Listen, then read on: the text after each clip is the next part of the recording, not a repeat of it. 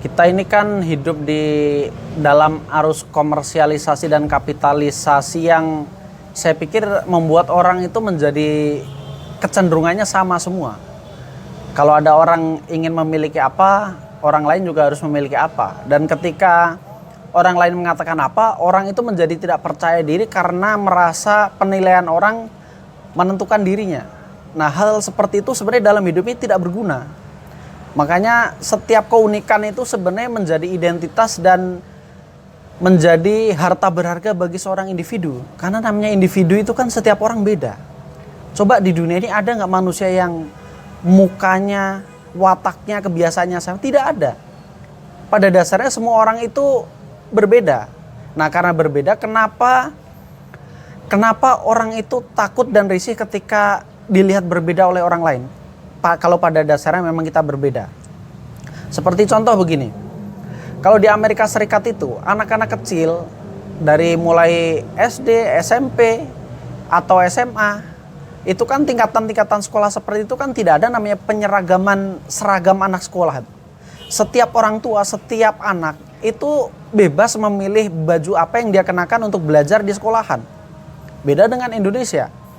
Dari TK, SD, SMP, SMA, semua orang disamaratakan oleh seragam-seragam tertentu yang sebenarnya itu merugikan diri individu. Kenapa merugikan? Karena pada dasarnya setiap orang beda, setiap orang punya selera beda untuk berpakaian. Entah dia sekolah menggunakan celana panjang atau pendek, celana merah atau hitam, emang apa urusannya dengan guru dan sekolah? Kan sekolah itu kan yang dididik kan nalarnya gitu loh, bukan dengkul atau bukan jari kakinya. Jadi orang pakai sepatu atau sendal, orang pakai celana pendek atau panjang, sebenarnya ya urusan siswa itu tidak ada urusannya dengan sekolah, apalagi peraturan-peraturan yang diciptakan guru. Toh sebenarnya kan sekolah itu kan institusi ekonomi, bukan sosial atau pendidikan murni. Dan itu dibuktikan dengan setiap bulan, setiap semester seorang siswa atau mahasiswa itu kan membayar sejumlah uang untuk membayar semesteran. Dan akhirnya kan yang namanya pendidikan itu kan jual beli jasa gitu. Jadi seorang siswa, mahasiswa itu datang membeli jasa keilmuan dari seorang yang namanya guru atau dosen. Dan ketika dia membayar, maka dosen itu menunaikan kewajibannya, yaitu memberikan jasa pengajaran. Dan itu dibuktikan kalau seorang siswa atau mahasiswa tidak mampu membayar semesterannya, kan dia dihukum, dia sebagai anak kuliah dicutikan atau dihukum supaya tidak bisa masuk pendidikan lagi gitu, karena dia belum bayaran. Nah, itu kan menandakan bahwa sekolah dan universitas itulah institusi ekonomi dan sifatnya hanya transaksi sebenarnya. Karena sifatnya transaksi, maka ketika seorang mahasiswa sudah bayar, ya sudah. Urusan dia pakai celana atau tidak, pakai kaos atau kemeja, itu kan urusan mahasiswa. Kalaupun dia pakai celana yang robek-robek, dia pakai celana yang tidak sesuai dengan keinginan dosen, kan bukan urusannya gitu loh. Karena yang belajar adalah nalarnya. Nah, politik penyeragaman seperti ini menjadi sesuatu yang tidak masuk akal ketika setiap orang mampu mengekspresikan dirinya di sosial media, di dalam ranah-ranah virtual yang kita tahu bahwa setiap individu itu unik. Kalau orang itu mengembangkan suatu konsepsi tentang dirinya dengan gaya-gaya tertentu dalam akun-akun sosial media, kalau lingkungannya menolak, kalau orang-orang sekitarnya menolak, kan belum tentu itu jelek dan itu buruk. Dan nyatanya di luar sana banyak orang menggunakan penampilan-penampilan tertentu yang bagi orang lain itu aneh, bagi orang lain itu nakal dan lainnya, tapi banyak jutaan orang suka gitu. Misalnya dalam kasus Awkarin, kalau teman-teman perhatikan, itu kan awalnya dia dicerca banyak orang gitu dengan penampilan yang dianggap tidak sesuai dengan seorang yang muslim dan lain-lain gitu kan.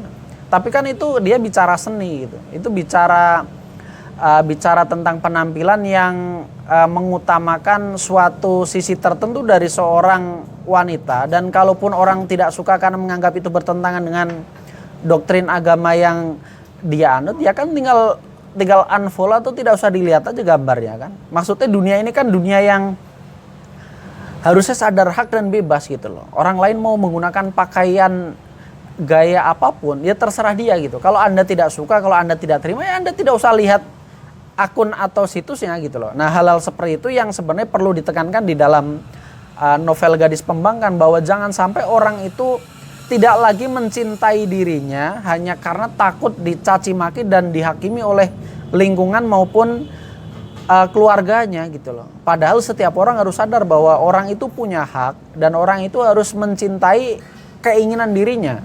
Karena kalau sampai orang itu menegosiasikan kebebasan dirinya atas dasar adanya penilaian yang buruk oleh orang lain, maka dia sudah menggadaikan kemerdekaan dirinya, dan sebagai manusia dia sudah tidak lagi utuh. Nah, karena sudah tidak lagi utuh, maka hidup yang sekali ini apa gunanya kalau kita menggadaikan kebebasan diri? Dulu nenek moyang kita berjuang mati-matian, mereka berani tembak-tembakan dengan Belanda, dengan Jepang. Tujuannya untuk apa sih? Kan bukan untuk hanya mendirikan negara sebenarnya.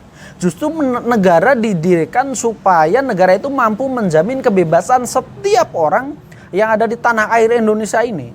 Nah, kalau sekarang kita hanya karena dinilai orang, hanya karena dicibir orang, lalu kita menggadaikan kebebasan kita, lalu kita tunduk pada pendapat orang, lah terus apa gunanya nenek moyang kita berjuang atas nama kemerdekaan melawan penjajah untuk anak cucunya? Pokoknya sebagai orang tuh menjadi tidak layak jadi manusia ketika dia sudah berani menegosiasikan kebebasan dirinya untuk ditukar dengan pendapat baik orang lain. Itu buat apa? Bagi saya itu tidak masuk akal gitu loh. Karena seorang manusia itu harusnya merdeka, dan setiap orang itu semerdeka apapun sebenarnya tidak masalah selama kemerdekaannya juga tidak mengganggu orang lain. Nah, kalau dia menjadi beda dalam hal penampilan, menjadi beda dalam hal pikiran, menjadi beda dalam hal pilihan hidup, kan itu kebebasan dia yang menikmati. Kalau selama dia bahagia dan senang, apa urusannya dengan orang lain gitu loh. Makanya ya sebenarnya yang salah kan pendapat orang. Kenapa orang-orang suka ikut campur urusan orang lain, sedangkan tubuh-tubuh orang lain itu adalah miliknya sendiri. Dalam novel ini kan dia tokohnya perempuan gitu, dan kebetulan dia sebagai seorang muslim dia tidak senang berjilbab karena dia tinggal di Indonesia yang panas gitu. Jadi ketika dia tidak berjilbab macam-macam, ketika dicibir orang, ya dia tidak peduli gitu loh. Maksudnya kenapa sih orang peduli banget sama orang lain yang berjilbab atau tidak, rambutnya ditutupi kelambu atau tidak, apa pentingnya? Toh kalau dia juga mati kelaparan atau dia tidak bisa bayar semesteran, orang-orang yang mencibir itu tidak pernah dia membiayai kuliahnya, tidak pernah memberikan dia makanan. Maksudnya kenapa sih orang Indonesia suka banget menilai orang, tapi dia sendiri sebenarnya tidak mau terlalu tahu kehidupan orang itu? Maksud saya begini, kalau memang orang itu mau tahu, kan harusnya dia, kalau dia berani mengomentari hidup orang, harusnya dia juga berani memastikan apakah orang itu sudah makan atau belum, orang itu sudah utangnya sudah lunas atau belum. Itu namanya peduli dan ikut campur urusan orang lain itu kan begitu. Nah, jangan sampai orang itu sukanya hanya mencibir penampilan, sukanya hanya mencibir hal-hal yang sifatnya sebenarnya tidak ada urusannya dengan dia, tapi dia ikut campur hal kayak gitu, kan nggak penting gitu loh. Nah, maka yang pertama masyarakat memang salah. Yang kedua, yang diomongin juga salah kalau sampai dia membawa hal seperti itu sampai ke hati. Sudah tahu kalau masyarakat itu tidak pernah membantu dan tidak pernah peduli pada beban-beban hidupnya, kenapa ketika diomongin dia pikirkan? Bodoh amat aja gitu loh. Yang namanya hidup kan Anda sendiri yang menjalani. Mau Anda ke pasar mandi atau tidak, pakai celana pendek atau tidak, berjilbab atau dia, kan nggak ada urusannya dengan orang lain. Kalau Anda merasa nyaman seperti, ya sudah lakukan gitu loh. Toh Anda membeli beras di pasar juga, beras itu Anda beli dengan uang Anda sendiri. Setiap bulan Anda berhubungan dengan bapak kos juga duit Anda sendiri untuk bayar kosan gitu. Nah, hal seperti itulah yang saya tekankan supaya setiap orang berani tampil beda. Karena pada dasarnya setiap individu unik, dan siapapun pada dasarnya tidak berhak ikut campur urusan orang lain. Apalagi ikut campur itu hanya untuk sensasi, omongan-omongan gosip yang sebenarnya tidak penting gitu loh. Makanya di situ saya menekankan bahwa setiap kader HMI-wati, setiap orang, setiap perempuan harus berani tampil beda apapun cercaan yang disampaikan oleh masyarakat. Dan anggap saja omongan-omongan itu tidak berguna, karena memang nyatanya tidak berguna bagi hidup seseorang. Maka tidak usah pikirkan, fokus tentukan masa depan dan apa yang kamu pilih dalam hidup ini saja. Tidak usah dengarkan orang lain. Sekarang tuh zaman kebebasan dan zamannya hak asasi manusia.